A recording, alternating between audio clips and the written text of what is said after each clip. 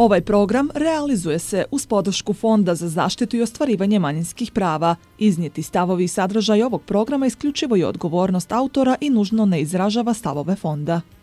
Ky program realizohet me mbështetjen e Fondit për mbrojtjen dhe realizimin e të drejtave të pakicave. Qëndrimet dhe përmbajtja e këtij programi janë ekskluzivisht përgjegjësia e autorit dhe nuk pasqyrojnë domosdoshmërisht qëndrimet e Fondit.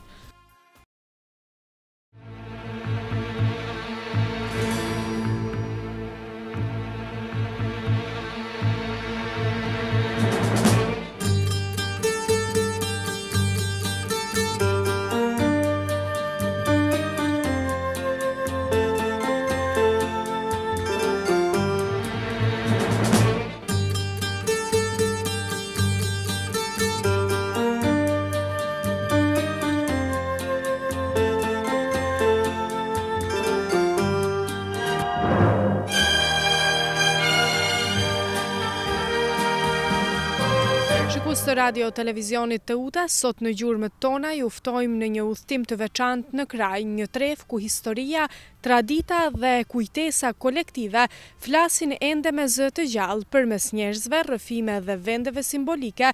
Do të ndjekim gjurmët që na lidhin me rrënjët tona dhe na kujtojnë kush jemi. Kraja është një tref e lash shqiptare e shtrirë përgjatë bregut të liçenit të Shkodrës, në jug të Malit të Zi, e njohur për bukurinë natyrore, historinë e pasur dhe identitetin e fortë kulturor, e rrethuar nga ana mali dhe liçeni. Kraja ka qenë ndër shekuj një hapësirë jetese, pune dhe qëndrese për banorët e saj, të cilët kanë ruajtur gjuhën, zakonet dhe traditat shqiptare, pavarësisht rrethinave historike dhe politike. Historikisht, kraja ka qenë e njohur për bujqësinë, blegtorinë dhe lidhjen e ngushtë të banorëve me tokën dhe ujin. Liçeni i Shkodrës ka luajtur rol të rëndësishëm në jetën ekonomike dhe shpirtërore të krajanëve, duke ofruar mundësi për peshkim, tregti dhe komunikim me zonat përreth. Fshatarët e krajës kanë qenë të organizuar rreth familjes, besës dhe solidaritetit shoqëror, vlera që edhe sot mbeten të gjalla në kujtesën kolektive. Megjithatë, në dekadat e fundit, kraja po përballet me një dukuri të dhimbshme, rënien e vazhdueshme të numrit të banorëve dhe shpopullimin. Shkaqet janë të shumta, mungesa e vendeve të punës, kushtet e vështira të jetesës, mungesa e ujësjellësit të qëndrueshëm, infrastruktura e dobët rrugore dhe izolimi i zonës. Këto probleme kanë shtyrë shumë të rinj dhe familje të tëra të emigrojnë drejt qyteteve ose jashtë vendit, duke lënë pas shtëpi të zbrazura dhe fshatra gjithnjë e më të heshtur. Me gjithë këto sfida, kraja mbetet një simbol i qëndrueshmërisë dhe dashurisë për vendlindjen, një tref që jeton fuqishëm në kujtesën dhe zemrat e bijeve të saj, kudo që ato ndodhen. Në këtë pjesë të parë të emisionit do të shkojmë me një përshkrim për shtëpinë e shëndetit të krajës, e pastaj do të dëgjojmë edhe vetë doktoreshën atje që ka dekada që i përkushtohet kësaj zone. Shtëpia e shëndetit e krajës ka qenë për dekada me radh pika kryesore e kujdesit shëndetësor për banorët e kësaj treve, duke ofruar shërbim bazë mjekësore në një zonë që shpesh ka vuajtur nga izolimi dhe mungesa e infrastrukturës së zhvilluar. Roli i saj ka qenë veçanërisht i rëndësishëm për të moshuarit dhe për banorët që nuk kanë pasur mundësi të udhtojnë drejt qendrave më të mëdha shëndetësore. Sipas një bisede të drejtpërdrejt me doktoreshën e kësaj shtëpie të shëndetit, e cila prej dekadash i është përkushtuar këtij institucioni, numri i pacientëve ka rënë dukshëm viteve të fundit.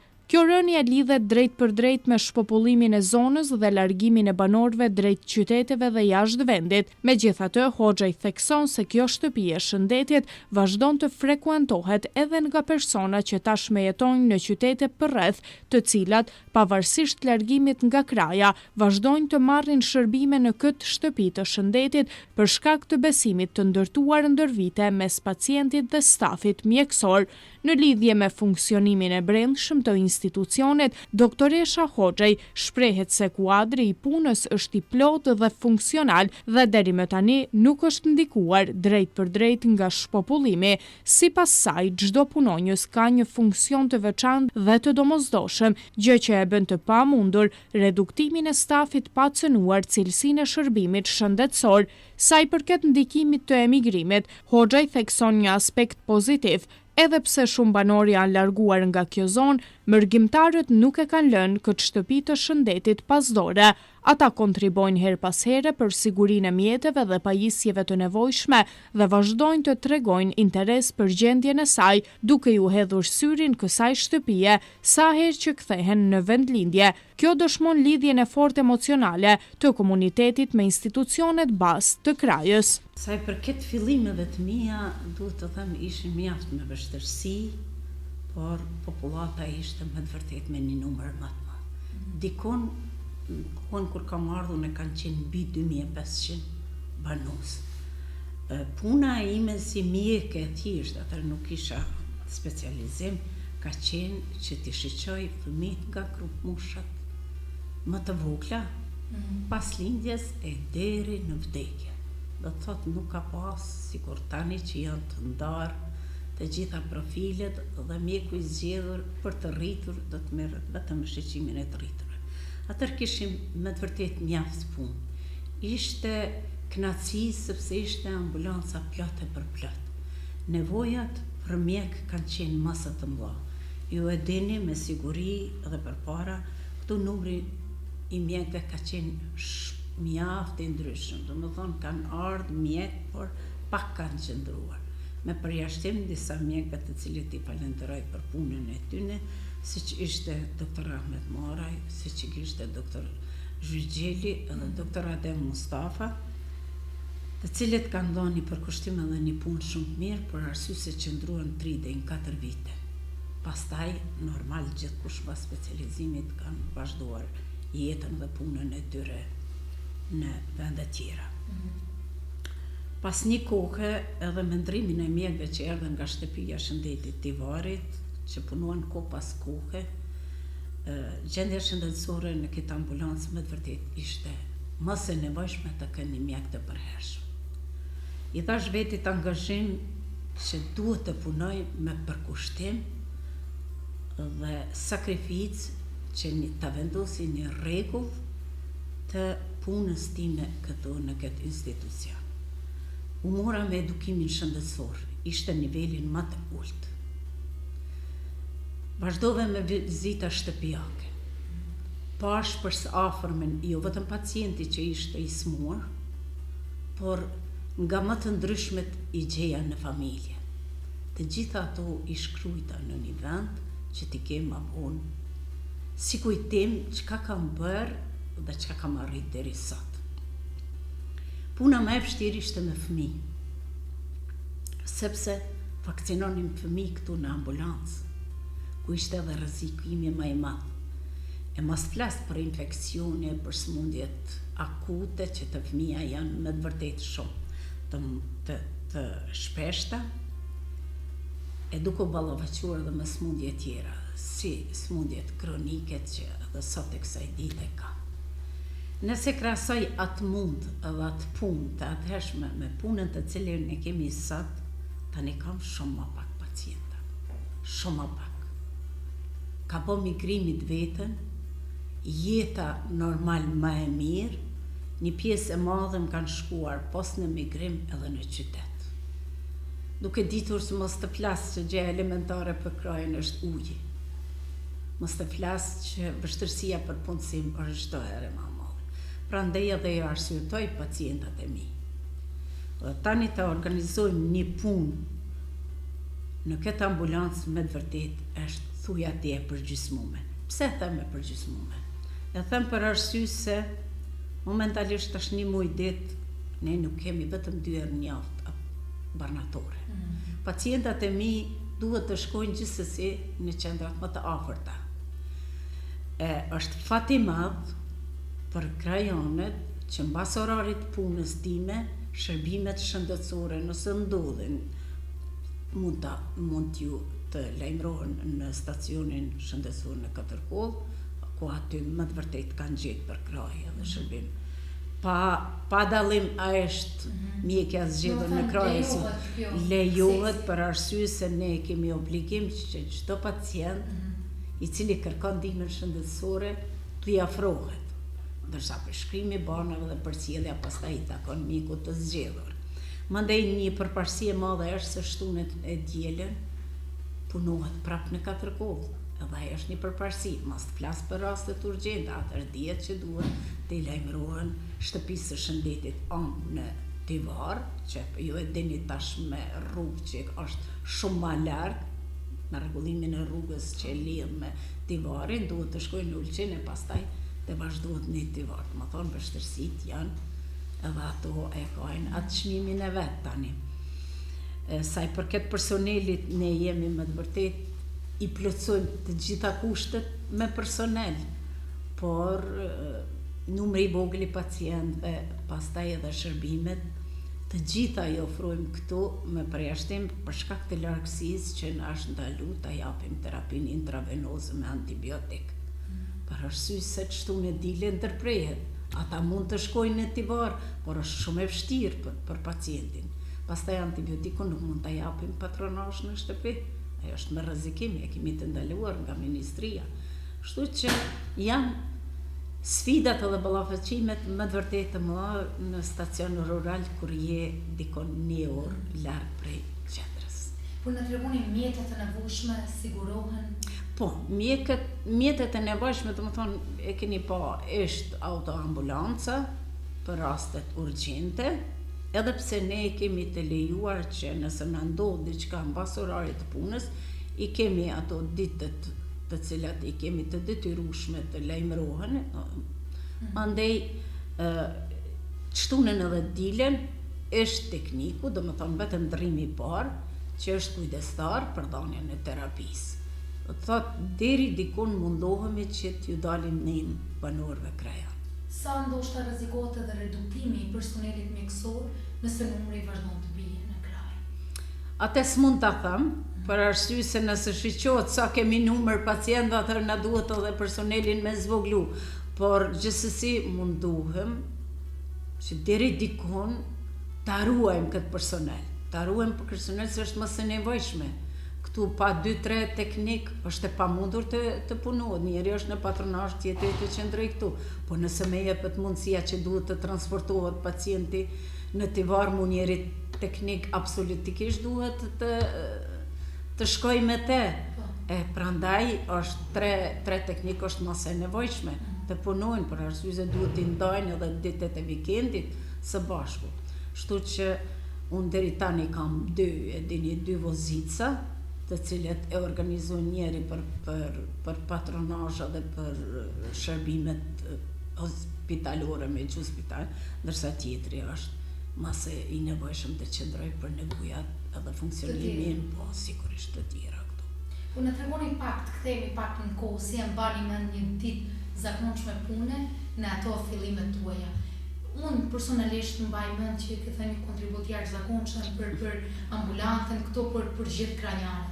Dhe besoj që në një farë mënyrë dhe kranjanët kanë fituar atë besimin të jetë ndaj teje. Na tregoni pak si ishte një ditë me pune me kranjanët këto në kraj. Dhe do të filloj ashtu me anekdotë cilën e kam marrë prej pacientëve që më kalon për shtypje, kam shkruar edhe në librin tim. Ai më thonte në fillimet e mia, kur shkova në vizitë shtëpiake, më thonte: "Doktoresh, sa provime i ke kry për me kry fakultetin?" I thash dikun rreth 40 ishin atëherë ose 40. Mirë, tha, a din cili është provimi më i vështirë? Tash mu më nduk të gjithë të vështirë. Jo, tha, provimi i popullit. E nëse e jep tha provimin në popull, tha, atëherë tha, me të vërtetë tha, të vlerësojmë si mjeke. E ajo më ka mbet kujtim qysh në ato ditët e para dhe gjithmonë nëse ti ke raport komunikimi, mirësjellje edhe sukses, atëherë normalisht që gjithçka do të shkojë më mirë, por mjekësia është shumë e vështirë. Din të dalë shumë mirë lehtë e pastaj të komplikohet. Duhet përqendrim, duhet kujdes, duhet vëmendje duhet punë sistematike, por ajo që ka në duhet një mjekve është që edhe t'i përcjellim inovacionet e reja, për arsye se mjekësia nuk kam bet atë që e kom mësuone, për gjithmonë ec ma tepër. Tani kemi mjetet digjitale, tani kam problem, përpara është ndërgju çdo fjale imja, ndërsa tani vjen pacienti ka një hunit elementare bi shqetësimet e veta. Por ajo që ne na shqetëson, jo veç mu si mjeke, po përgjithësi edhe tjetë, doktoreshe du këtë ilaç, edhe unë dalim edhe shiqojmë, po edhe diçka tjetër a duhet, jo, për tash këto, pastaj për arsye se lexon në këto mjetet informative, Google që aty unë, edhe më ndonë që smundja është ashtu si shkruan në letër. Jo, duhet, me të vërtetë të mirën gjanat. Po kjo nuk është bish problem, kjo është kudo në botë, për arsye se zakonisht tash përshkohet me telemjekësin që të komunikojë, inteligjenca artificiale, por si do të qoftë fjala mjekut, mandej vetë kontakti, komunikimi është edhe afërsia psiqike e pacientit kur ti ja shtrin dorën, i jep kurajo, bisedon me te, e ka efektin e vetë. Te unë ka pas, unë po thëmë, komunikimi për mu ka qenë gjoja e duhun edhe elementare në këtë vend që unë të filloj pastaj të vazhdoj me profesionin tim ose me të arriturat.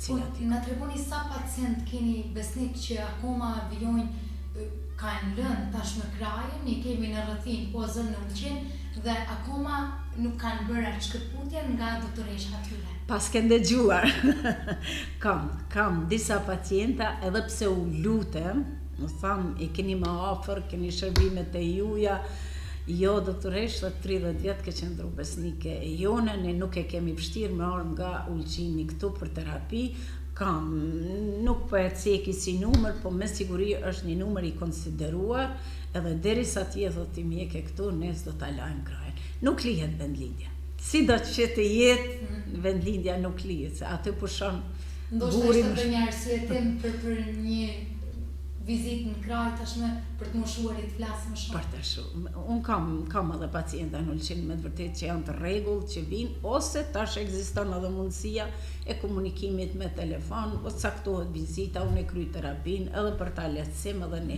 Prandaj tani puna e mjekut është më e lehtësuar për arsye se është këtë mënyrë elektronike. Edhe pse ka mjaft edhe këtu ka pengesa. Qoftë caktimi vizitave, mos të flas, mandej kontakti me specialistin ose ban mund e gjen atë termin, shkon te specialisti i kërkuar edhe atje nuk mund të vijë në radhë ose mungon mjeku specialist prap të vihet, caktohet vizita. Kështu që i ka sfidat e veta, por duhet të përpiqemi, duhet që t'i dalim ndim. Si do qoftë duhet t'i dalim ndim pacientit, ta kuptojmë dhimbjen, shqetësimin e vet, edhe me atë sa mundësi kemi. Të paktën një komunikim të mirë, një bisede mirë, besoj që edhe ata ndahen ma të kënaqur, se sa ti thuhet jo nuk moj edhe pi. Po, mos e keni ndoshta ndonjë shifër afërsisht se sa është momentalisht numri i pacientëve të regjistruar në atë? Po, kam shifër të pacientëve, ata që gravitojnë janë diku 1300, tanë 1320, më thonë momentalisht kam të regjistru, por vizitat mujore të cilat i shap sa i kam kontrol, shkojnë dikon rreth 600 deri në 700. Mos ndoshta ky numër mbi 600-700 të vizitës e ka lënë tashmë vendin dhe nuk janë regjistruar akoma? Disa ka që nuk janë regjistruar, disa jetojnë edhe në vende tjera, por që i kanë ende mundësit që këtu ta marrin terapi. Si e shihni, duke u nisur nga ajo, kalojmë pak nga profesioni, si e shihni gjendjen e krajës që po bie çdo ditë? Jo duke lidhur domosdoshmërisht me ambulante. Që të thëmë, me siguri edhe parafolësit e mi ju kanë tregu që dita me ditë numri po paksohet, të vjetrit po vdesin. Qa mund të thëmë une? Ato një informacion më të mirë vjetë kam pas 13 vdekje dhe vetëm një lindje. Ajo vetë tregon statistikat që trit vazhdimisht po ikin, 2 vjetrit po vdesin, edhe kjo është në këtë ambient, aq të shnosh, të shëndosh, me këtë ajër aq të pasër, me këtë natyrë, ku kemi edhe liçenin, kemi edhe malin, ku kemi me të vërtet, aq pak kam krahasim me ulqinin, ose krahasim edhe aq pak kam smundje respiratore, në krahasim me vendet, që me tivar, kur baj me kolegë krahasimin, sa është me të vërtet, është e çuditshme. Fal ushqimit të shëndosh, deri dikon, për arsye se janë prodhues të mjaltës, e marrin ilaçi natyral. Mandej, mos flas, çdo gjë është, kur nuk kemi ndotje të ajrit, me siguri edhe jetëgjatësia është më e madhe. Na kufizon prej disa smundjeve që janë kronike, por fatkeqësia është se është numri çdo ditë në rëmje. Qoftë në shkollë, qoftë te unë në ambulancë, unë e kam pak gjendjen më specifike, se kam shumë më tepër kërkohet vizita shtëpiaka se sa këtu. Për arsye se kam mjaft moshuar të cilët duhet të bëhen vizitat në shtëpi.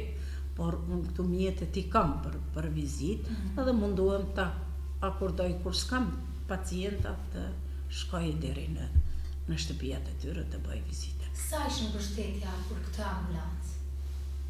Flas edhe nga diaspora. Gjithmonë kanë qenë të gatshëm ata të ndihmojnë. Unë e falenderoj. E nga diaspora kam edhe makinën, ambulancën. Ka qenë përpara edhe një makinë për tash me kalimin e vite, ajo është amortizuar edhe nuk është. Mandej kam edhe mjaft, edhe i kam edhe karrocat e invalidëve, kam edhe inhalatorin. Do të thonë, nuk po them që nuk është kontribut këtë vend. Tani jemi duke pritur, Ministria e Shëndetësisë e ka leju që të punohet, vetëm po presim ditë të mira që të bëhet ndrrimi i kulmit, njëkohësisht edhe renovimi i ambientit të brendshëm. Domethënë ka edhe një sy edhe nga Ministria e Shëndetësisë. Ishim në kontakt me drejtoreshën, ka treguar që vetëm prej është leju tenderi, janë marrë të gjitha parametrat, është kontaktu firma e cila ka ardhur dhe i ka bërë matjet, por presim se kam kërkuar përderisa është shi edhe ftoft, nuk ka efekt as të hiqet kulmi. Por besoj që me kohën e mirë, së shpejti do të fillon edhe renovimi i kulmit të kësaj ambulance. Edhe një pikë tjetër doja të të pyesja, në bisedë që kishin, më bëri përshtypje banatorja punon vetëm 2 ditë në javë. Pse kjo? Punëtori që punon këtu, farmacisti, ka probleme shëndetësore dhe mundësia që me pas mbulesë për çdo ditë nuk ka, atëherë na kanë mundësuar që të vinë nga Ulqini 2 herë në javë të martën, që ta marrin materialin, sepse çdo të martë vjen materiali prej Montefarmit, ndërsa të mërkurën, për shkak se është ditë pazari, vetëm këto ditë, edhe pse është e pamjaftueshme për këtë popullat. Unë momentalisht sot kam pas diku mbi 10-15 pacienta të cilët kanë udhëtuar për 4 kohë për me marr barnat. Për shkak se është vikend edhe është dashur që të bëjmë. Cili do të ishte një mesazh i fundit, jo vetëm për banorët e krajës, por edhe për ato që e kanë lënë krajën, ndoshta po na shohin përmes ekranit televizionit të Buda? Mesazhi im, ka njeriu plot mesazhe. Kraja është një vend i bukur. Unë kam kalu pothuajse një jetë të tërë. Jam shumë e kënaqur se shumë kujtime të bukura kam ka ky vend.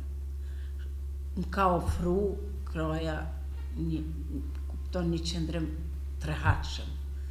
Më kanë ndihmu në aspektet më të vështira, kur nuk kam pas makinë, më kanë ofru pacientat që ta transportojmë pacientin deri në spital. Mesazhi im është i çdo krajani, çdo njeriu që është një, mos e harroni krajën. Ja vlen të vini sadopak edhe të investoni. E di që është e vështirë, por është kënaqësi ta shihni një vend i cili po lulson, jo një vend që shkatërrohet. Shpopulimi apo butësisht ulja e numrit të banorëve nuk ndikon vetëm në shtëpinë e shëndetit të Krajës, por edhe në shkollën fillore Gjergj Kastrioti Skënderbeu, vendi që e ndjen boshatisjen e Krajës më së shumti. Do të ndjekim edhe një rrëfim të vetë drejtorit të kësaj shkolle, Samit Doda. Shkolla fillore Gjergj Kastrioti Skënderbeu në Kraj ka qenë ndër vite një nga institucionet më të rëndësishme arsimore të kësaj treve, duke luajtur rol kyç në edukimin e brezave të rinj dhe në ruajtjen e gjuhës dhe identitetit shqiptar. Dikur kjo shkollë funksiononte me klasa të ndara në disa paralele, çka dëshmon për një numër të konsiderueshëm nxënësish dhe një jetë shkollore të gjallë. Sot realiteti ka ndryshuar ndjeshëm, si pasojë e shpopullimit dhe emigrimit të vazhdueshëm të banorëve. Në shkollë ka klasa që numrojnë maksimumin deri në 5 nxënës, ndërsa numri i përgjithshëm i nxënësve është rreth 55. Ky reduktim i theksuar reflekton drejt për drejt gjendjen demografike të Krajës dhe sfidat me të cilat përballet komuniteti vendas. Sipas një bisede të drejt për drejt me drejtorin e shkollës Sami Dodën, pavarësisht numrit të ulët të nxënësve, shkolla vazhdon të ruajë infrastrukturë të mirë dhe funksionale. Një rëndësi e veçantë kushtohet edhe transportit të nxënësve, i cili realizohet përmes kombibusëve shkollor që i sjellin fëmijët nga shtëpitë e tyre në shkollë dhe i kthejnë sërish pas përfundimit të mësimit. Po ashtu, shkolla arrin të ruajë një kuadër mësimdhënës adekuat dhe të kualifikuar, të cilat mbulojnë lëndët përkatëse dhe garantojnë cilësinë në mësimdhënie. Megjithatë, drejtori thekson se kushtet e përgjithshme të jetesës në Kraj, mungesa e perspektivës ekonomike dhe largimi i vazhdueshëm i familjeve vendase ndikojnë drejt për drejt në të ardhmen e shkollës. Nëse kjo prirje vazhdon, pritet që së shpejti të ketë zvoglim edhe të kuadrit mësimdhënës, duke e bërë mbijetesën e institucionit edhe më të vështirë. Po tash, nëse kthehemi në mrapa në histori, atëherë unë sa mbaj mend do të kujtoj vitet kur kam filluar për shembull punën në këtë shkollë, apo edhe ndoshta edhe më herët kur kam qenë nxënës i kësaj shkolle. Dikur kishte nxënës më shumë që sot fatkeqësisht mungojnë, pra ka shumë pak nxënës. Sa i përket këtij aspekti ishte më mirë atëherë se sa sot, ndërsa në këtë aspektin tjetër, sa i përket infrastrukturës edhe pamjes së shkollës, sigurisht se vit pas viti çdo herë janë bërë përpjekje që të rregullohet, ndërtohet dhe të bëhet maksimumi që kjo shkollë të duket dhe të marrë një pamje të bukur, të mirë, që të duket që dikush është brenda dhe punon.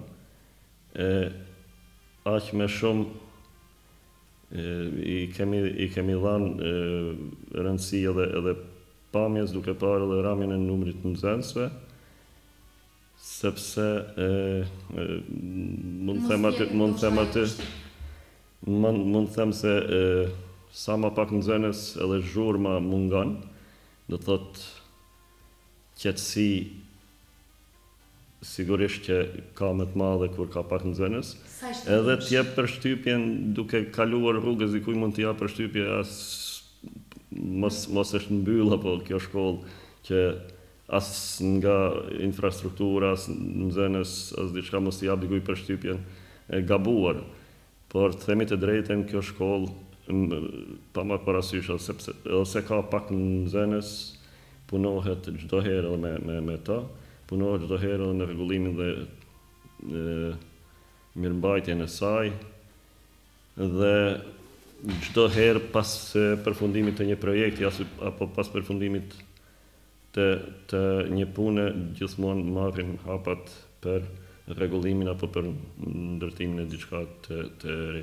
Kështu nuk pushojmë gjatë gjithë kohës. Sa është e dhimbshme, duke u nisur edhe nga ajo që jo vetëm nxënës, por edhe si mësimdhënës që keni ushtruar detyrën në këtë shkollë, sot drejtor, sa është e dhimbshme ta shohësh numrin e nxënësve në rrëmje çdo vit? Realiteti është ky dhe duhet pajtohemi. S'kemi mënyrë zgjidhje tjetër, por është, siç edhe ju e bëhet pyetjen, është shumë e dhimbshme.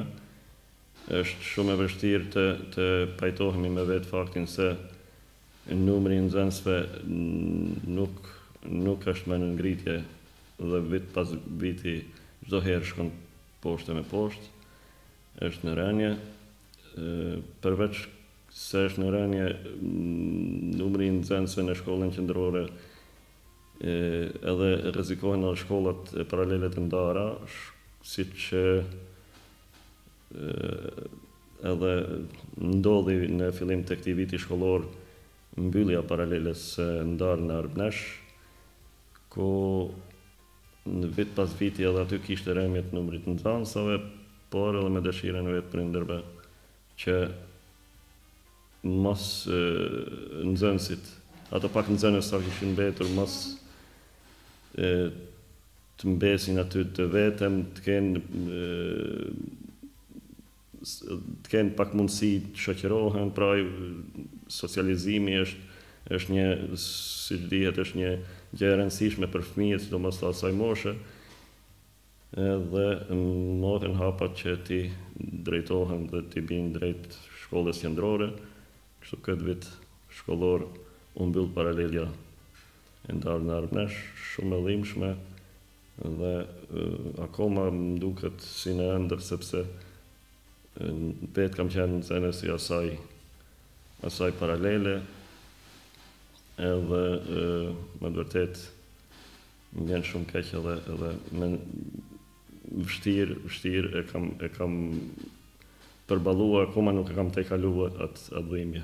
Sa paralele kemi aktive në paralele aktive në shkollën qendrore, pra kemi 7 paralele aktive, pasi që në klasën e parë dhe të dytë kemi paralele të kombinuar, ashtu edhe të tretën, të katrën, do të thotë në tërësi janë 7 paralele, dhe kemi 2 paralele të ndara, atë të Skjes dhe Boboshtit, siç edhe dihet, paralelja e ndarë në Skje rrezikohet edhe ajo të mbyllet, pasi nuk do të ketë nxënës cilë të regjistrohen aty, dhe vitin e ardhshëm sigurisht që do të na mbesë vetëm edhe një paralele ndarë përveç shkollës qendrore në Ostros. Sa shkon numri në total i nxënësve, përfshir paralele të ndara dhe paralele që kemi në qendër? Numri në total i nxënësve përfshir gjitha paralelet, pra edhe paralelet të ndara, siç është ajo e Boboshtit dhe Skjes, është 54. Në tregoni pak sa mësimdhënësa përafërsisht janë në këtë shkollë dhe në tregoni numrin e rënje i nxënësve, sa ishte vështirë ndoshta që të mbahen edhe mësimdhënësit e lëndëve përkatëse në punë. Mos rrezikohet ndoshta edhe në reduktimin e këtij numri të mësimdhënësve? Aktualisht numrin e mësimdhënësve në shkollë kemi 18, pra 18 mësimdhënës, dhe shikuar këtë në atë se numri i nxënësve është në ramje, çdo herë problem mund shkaktoj nëse shuhet ndonjë paralele, pra mbetet ndonjë paralele pa nxënës, atëherë mund të ketë një reduktim të numrit të orëve, ku do t'ju shkaktoj shumicës e mësimdhënësve të mësimit lëndor, do t'ju shkaktoj problem, dhe çka do të thotë, do të mbesin sigurisht edhe pa normë, kështu që për momentin nuk e kemi akoma atë problem, dhe shpresojmë që në të ardhmen mos na shfaqet së shpejti, sepse themi drejtën mund të ndodhë, sepse në klasën e 9 kemi vetëm 3 nxënës. Në klasën e 8 kemi 5, kështu që në të ardhmen mund të kemi edhe ndonjë klasë që mund të mungojnë nxënësit, edhe kështu që atëherë është ai problemi që do të ndikoj shumë në këtë normën e mësimdhënësme. Cilat janë sfidat të tjera që përballeni me uljen e këtij numri të nxënësve? Pa numri i nxënësve zakonisht pra ka filluar edhe më herët, do zakonisht numri i nxënësve është duke rënë për disa shkaqe, disa arsye. Siç është ajo largimit pra apo emigrimit të familjeve nga vendi për në vende tjera, pra edhe jashtë vendit, pra edhe jashtë malit të zi, siç janë shtetet europiane, gjithashtu edhe shtetet bashkuara të Amerikës, gjithashtu edhe brenda malit zi, pra në Ulqin, siç kohët e fundit pra shumica dërmuese janë duke u larguar për në Ulqin. Këto janë disa shkaqe që numri i nxënësve është duke rënë, gjithashtu edhe nataliteti është i ulët. Përveç këtyre edhe interesimi i trive që tjetojnë në këtë treva bën gjithmonë që natalitetin të vend të jetë më i ulët, sepse nuk kanë interesim themi minimal që të krijojnë familjen dhe të jetojnë në këtë troje. Edhe gradualisht pra dita ditës numri i nxënësve bie. Në tregoni pak ushtruarja e detyrës si drejtor dhe marrja e kësaj detyre ndoshta në një kohë kur sfidat janë më të mëdha dhe shtohen dita ditës, sa arrini ta përballoni siç duhet këtë pozitë që keni? Gjithë këtë menaxhem që folëm deri më tani si të mësimdhënësve që janë punësuar, ashtu marrjen e këtyre ndoshta përgjegjësi në një kohë kur këto sfida pushtohen dita ditës, siç e folëm. Sigurisht që është shumë e vështirë që të përballesh dita ditës me këto sfida.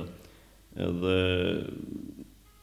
në kohën kur e pranova dhe këtë detyrë kam qenë i vetëdijshëm se me çfarë do të përballem dhe me cilat vështirësi, sepse unë pas 13 viteve punë në këtë shkollë kam qenë i njoftuar me gjitha, domethënë me rrjedhat, me gjitha problemet edhe vështirësitë që do të ballafaqohem.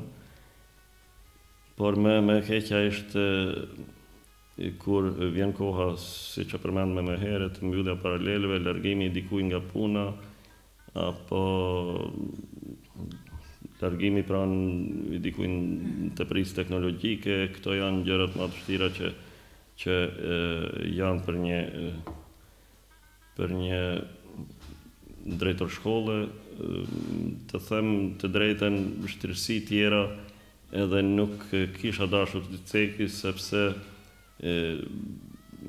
duhet punojmë, duhet sakrifikojmë, duhet mundohemi që të arrijmë diçka dhe çfarë do profesioni, çfarë do detyre që të kemi i ka vështirësitë e veta, por nëse bën një punë kryen me dashuri, me dëshirë, nuk besoj se nuk ju lodh edhe e arrini me sukses. Unë shkollën e kam shtëpinë time të dytë edhe prej kohës kur jam punësuar në të shkollë, profesionin si mësues, unë e kam dashur, kam menduar qysh fëmijë dhe them drejtën ashtu jam betuar prej fillimit që gjithë kontributin edhe jetën time duhet t'ja kushtoj edhe shkollës, pasi që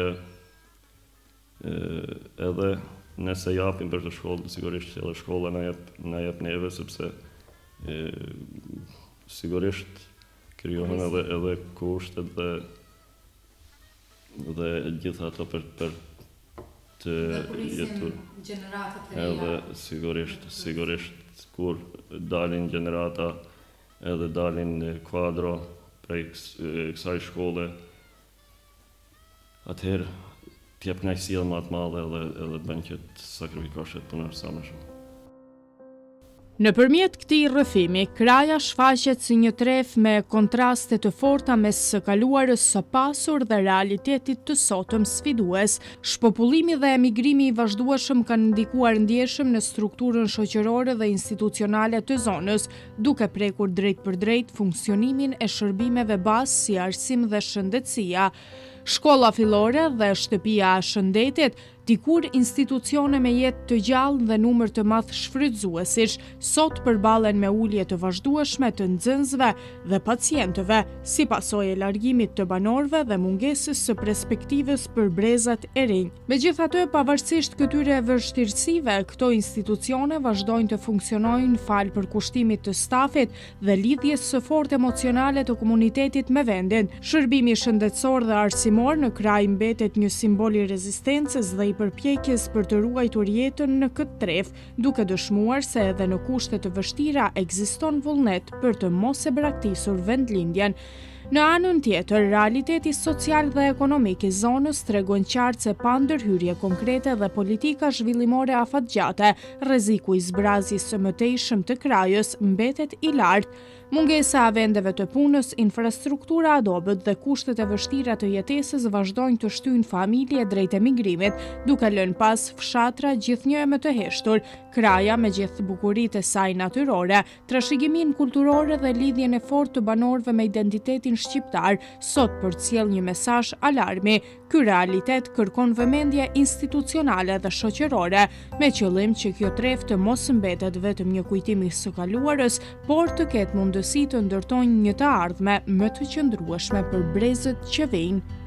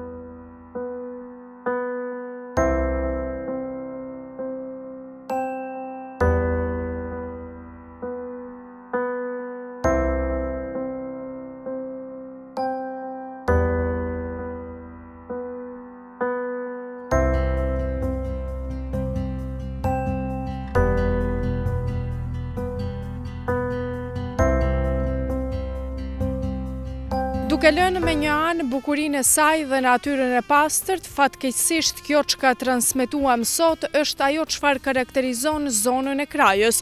Këto ishin gjurmët tona në Kraj. Mirupafshim në udhëtimin e radhës.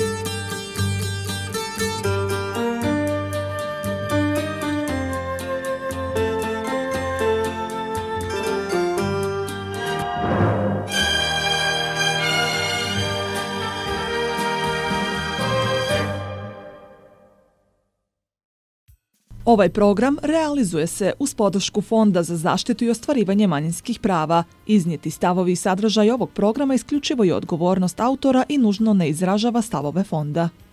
Ky program realizohet me mbështetjen e Fondit për mbrojtjen dhe realizimin e të drejtave të pakicave. Qëndrimet dhe përmbajtja e këtij programi janë ekskluzivisht përgjegjësia e autorit dhe nuk pasqyrojnë domosdoshmërisht qëndrimet e Fondit.